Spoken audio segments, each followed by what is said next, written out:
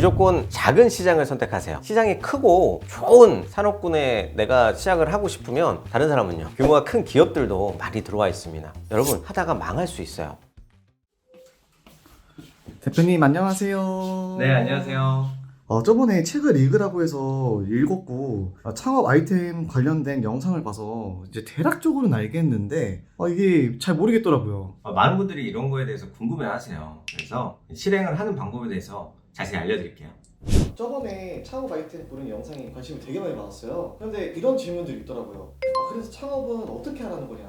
구체적으로 말해달라. 알려주실 수 있나요? 창업을 어떻게 해야 되는지 구체적으로 좀 말씀을 드리면, 사전에 아이템 구하시기 전에 본인의 역량과 경험을 좀 더 많이 쌓으시길 권해드려요. 사실 고등학교 졸업하자마자 또는 고등학교 때 창업하셨다는 분들이 있어요. 근데 그분들이 무에서 유를 창조하는 게 아니라 어떤 공부도 하고 특허도 개발하고 또 다른 분들의 도움을 받아서 1년의 과정들이 있었기 때문에 그 창업을 할 수 있었던 거거든요. 그래서 저는 사업자를 내시기 전에 사전에 만들어져 있는 완성품을 판매해 보시길 권해드려요. 영업을 해보시라는 거예요. 사업하기 전에 왜 영업부터 하라고 그러냐. 사실 자영업을 시작하시는 분들도 처음에 무턱대고 매장 구해서 어떤 프랜차이즈를 하시는 게 아니라 그런 매장에서 일을 해보시고 하죠. 그래서 저는 영업을 먼저 권해드리는 게 당장에 돈이 들어가는 건 아니에요. 예를 들면 영업 중에서 뭐 자동차 영업, 보험 영업, 정수기 영업, 그리고 제약 영업, 다양한 영업들이 있죠. 완성품이 있어요. 대기업들이 굉장히 시스템을 잘 만들어 놓은 거란 말이에요. 그 제품을 내가 아는 지인 또는 온라인에서 고객을 만날 수 있는 수단을 만들어서 전달하는 그 과정을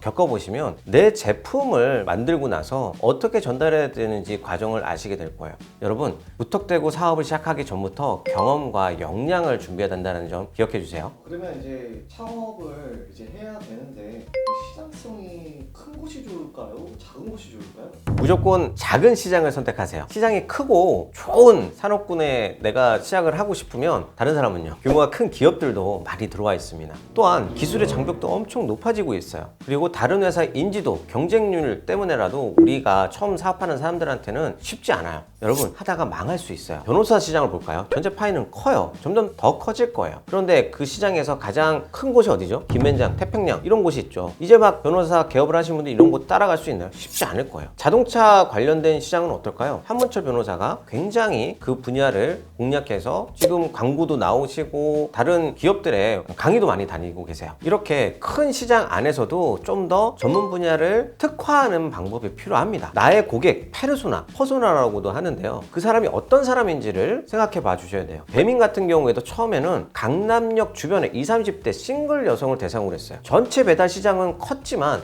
그 퍼소나의 시장은 작게끔 해서 1위를 먼저 해보고 인지도를 높여서 넓혀가는 거죠. 그 시장에서 선두주자가 되기 위해서는요, 시장에서 알려지는 첫 번째 1위 하는 그 시장이 필요했던 거예요. 여러분, 작은 시장에서 시작하세요. 그리고 그 안에 나의 팬덤, 커뮤니티를 만드세요. 그 열성적인 팬들이 많이 만들어지게 되면 다른 제품을 출시하게 됐을 때 그 반응은 폭발적이게 될 겁니다. 작은 시장을 선택하라고 말씀하셨잖아요. 그럼 큰 시장을 선택하면 안 좋은 건가요?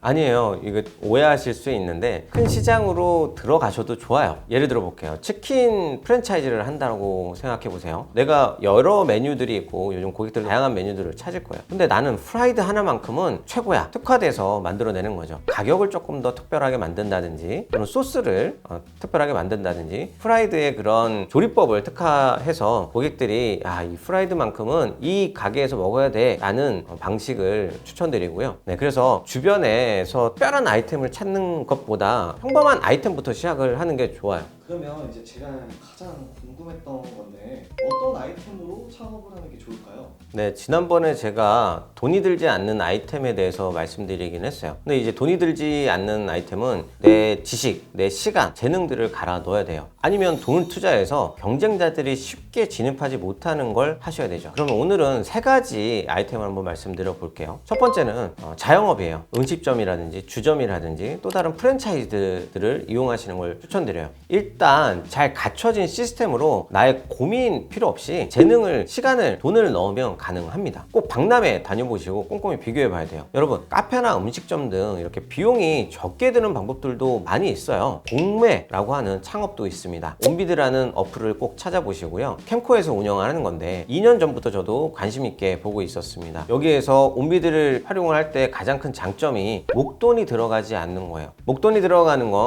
뭐 연세뿐이에요. 월세로 내는 걸 1년에 한 번에 내야 되는 거죠. 집기 같은 경우는 새 거를 사도 1,000만 원 미만이겠죠. 일단 계약을 하면 비용 지출에 대한 증빙 뭐 이런 것들이 있으면 대출도 쉽게 나와요. 두 번째는 온라인 비즈니스를 시작하세요. 아마존까지 생각해야 돼요. 국내 오픈마켓은 이제 시장이 작아요. 포미가 3만 원에 판매됐던 거 아세요? 1년 만에 10억 버는 방구석 비즈니스라는 책이 있어요. 이 책의 저자는 돈을 버는 과정을 두 단계로 요약을 했습니다. 첫 번째로 팔릴 만한 것을 고른다. 그리고 두 번째 고른 것을 판매한다. 누구를 고객으로 삼아야 할지조차도 어려워요. 대부분 사람들은 실행조차 못하죠. 이걸 보시는 여러분은 한 단계 더 나간 거겠죠. 세 번째, 지식 창업을 하세요. 과거 경험했던 것들을 바탕으로 이제 강의를 하시고 전자책을 쓰시고 컨설팅을 하는 거죠. 과거 스마트 스토어가 유행해서 교육과정이 막 많이 나왔어요. 이 교육과정들을 보시면 창업자가 많아지고 있다는 것을 알고 있습니다. 요즘 마케팅 창업이 많아지고 있죠. 이 교육과정들이 많아지는 걸 보니까 네이버 플레이스, 구글 애드센스 등등 이런 광고를 어떻게 해야 되는지 대응을 하는 산업들이 점점 커지고 있어요. 이렇게 세 가지 관련된 창업에 대해서 아이템을 말씀드렸는데요. 본인에게 가장 어울리는 창업을 하기 위해서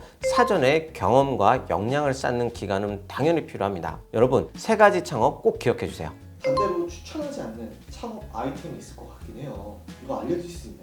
제 주변에서 쉽지 않은 아이템 하신 분들이 있어요. 플랫폼 사업을 준비하셨던 분들인데요. 이 플랫폼 사업이 되면 너무 좋죠. 분명한 건 마케팅 비용도 너무 많이 들어가고요. 개발 비용도 너무 많이 들어가요. 그래서 본인이 그런 경력, 학력, 팀 충분하지 않다면 투자를 받고 해야 되는 그 사업이 쉽게 성공할 수가 없어요. 그래서 여러분들께 추천하지 않는다? 그런 이야기보다 굉장히 험난한 길이 있는 그런 플랫폼 사업은요. 많은 준비를 하셔야 된다. 성공 확률이 그만큼 높지 않다. 그런 아이템을 가지고 준비하시는 대표님들 꼭 내가 얼마나 더 준비를 해야 되는지 알고 시작을 하셨으면 좋겠습니다. 일단 사전에 충분한 경험과 역량을 쌓는 것을 다시 한번 강조합니다. 그리고 시장 규모는 작은 것을 제가 추천드렸잖아요. 큰 시장으로 가더라도 특화해서 나만이 할 수 있는 것, 내가 제일 잘하는 것을 사람들에게 알릴 수 있어야 돼요. 특화하는 것을 또 강조드리고요. 오늘 끝까지 시청해 주셔서 감사합니다. 구독과 좋아요 실행해 주시고요. 댓글에 대표님들과 함께 할 수 있는 오픈 채팅방 만들어 놨으니까 많이들 들어와 주세요.